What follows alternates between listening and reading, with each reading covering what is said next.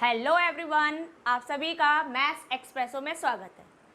अब हम करने वाले हैं क्वेश्चन नंबर 5 ऑफ एक्सरसाइज 13.1। इसमें आपको एक फिर से क्यूबिकल ब्लॉक गिवन है और आपने क्या किया है, वहाँ से एक हेमिस्फीयर को स्कूप आउट किया है। एक वुडन ब्लॉक है आपका क्यूबिकल, वहाँ से आपने एक हेमिस्फीयर को कट करके बाहर निकाल दिया है। तो अब आपसे पूछा गया है कि जो आपका सॉलिड फॉर्म हुआ है उसका सरफेस एरिया क्या रह जाएगा। देखिए, मैंने आपको पहले एक्सप्लेन किया था कि अगर आप किसी भी सॉलिड से कोई भी एरिया कट करके बाहर निकालें या किसी सॉलिड को कट करके बाहर निकाल रहे हो और एक सॉलिड के साथ में दूसरा सॉलिड कंबाइन कर रहे हो, दोनों ही सिचुएशंस में एरियाज को हमें ऐड करना होता है। ठीक है, तो यहाँ पर जो आपको वुडन ब्लॉक दे रखा है क्यूबिकल फॉर्म में, उसका डायमेंशन मीन साइड दे रखी है L। ठीक है, यहाँ पर आपसे ये बोला गया है कि L डायमीटर का हेमिस्फीयर आपने कट करके बाहर निकाला गया है। तो यहाँ आपने पहले सीखा था, उसी का हम थोड़ा सा यूज करेंगे। जैसे ये आपका है एक क्यूबिकल ब्लॉक, ठीक है। इसको अगर हम नॉर्मली सिंपल तरह से बनाएं तो हम इस तरह से ड्रॉ करते हैं, एक क्यूब।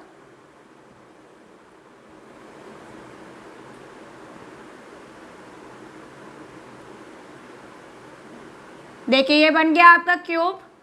यहाँ पर आपने एक हेमिस्फीयर को कट किया है जिसका डायमेंशन मीन्स रेडियस कितना है, L/2, क्योंकि डायमीटर दे रखा है।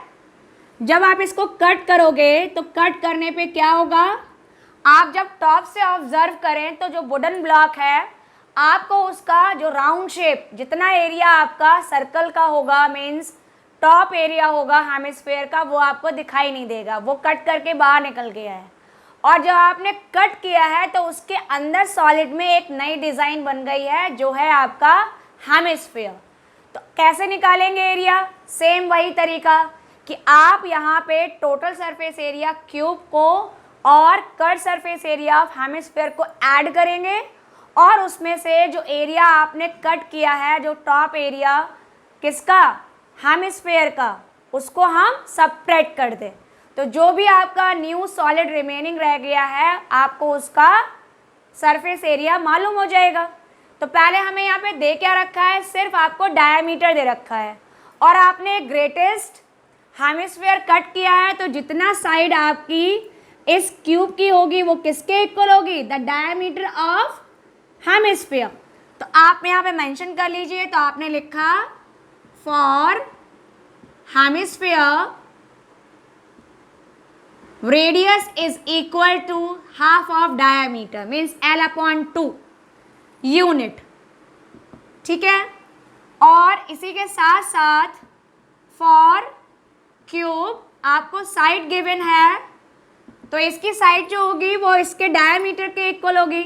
तो डायमीटर क्या हो गया, आप L दे रखा है तो आपने यूज कर लिया, तो साइड आपका हो गया side A is equal to L unit. Done. तो अब फिर से हम क्या करने वाले हैं, जो आपका सॉलिड रिमेनिंग रह गया है हम उसका निकालेंगे सरफेस एरिया। तो आपने यहाँ मेंशन किया that's why surface area of remaining solid.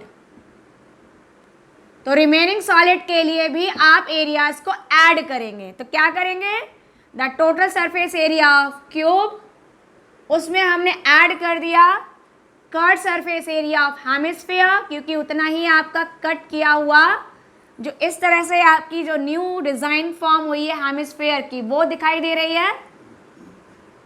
But आपको जो उसका टॉप है वो उसमें इंक्लूड नहीं है और जितना टॉप एरिया था वो उतना ही एरिया आपके इस क्यूब से कट करके बाहर निकल गया।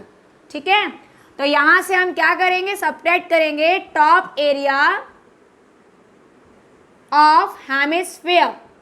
तो फटाफट से इनकी वैल्यूज पुट कर दें तो आपका रिजल्ट आया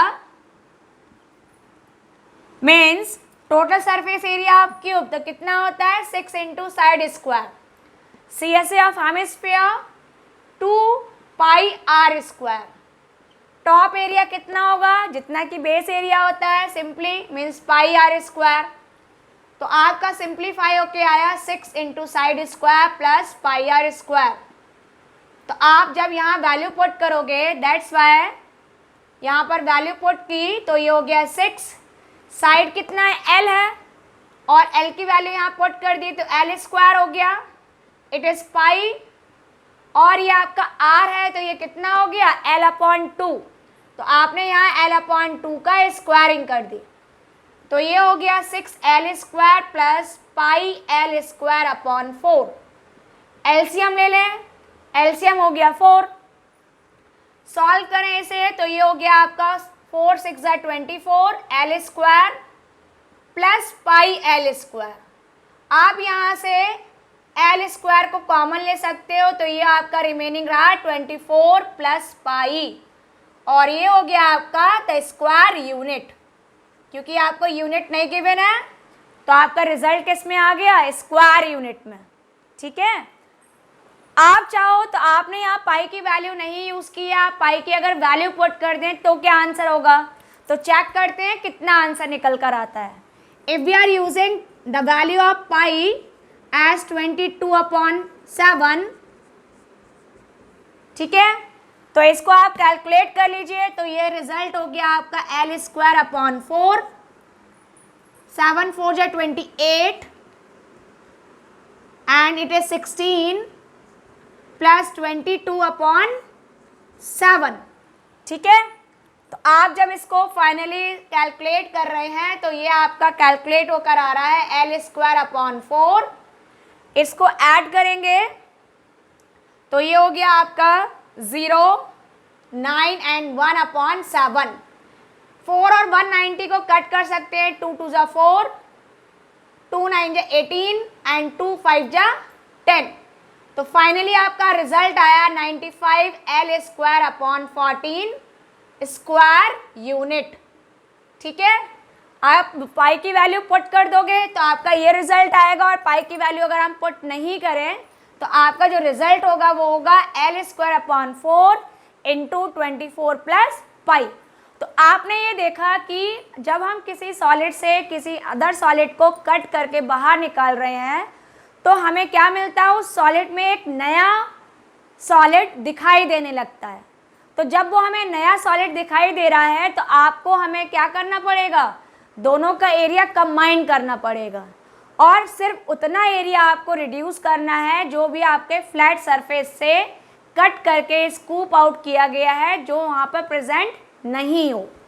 तो इसी तरह से हमने यहाँ पर TSA एंड CSA यूज़ किया है हेमिस्फीयर का, और उसमें से हमने क्या किया है, टॉप एरिया हेमिस्फीयर का रिड्यूस कर दी।